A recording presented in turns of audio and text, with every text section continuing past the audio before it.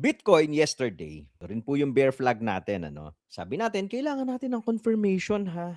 'Di ba? Natatandaan niyo yung kwento natin about the confirmation. Kailangan mag-long red candle tayo para sabihin natin, "It's confirmed, basag nga yang bear flag na yan, breakdown tayo." Pero grabe yung mga bulls, oo, imbis na long red, green ang binigay sa atin. Hindi man siya gano'n kahaba but it negated almost the body of the candle no December 15 nung Monday. Binawi niya rin, 'di ba? Right now, ito yung isa na dapat kaya sabi natin title ng show natin, Bitcoin bulls must push the price inside the flag.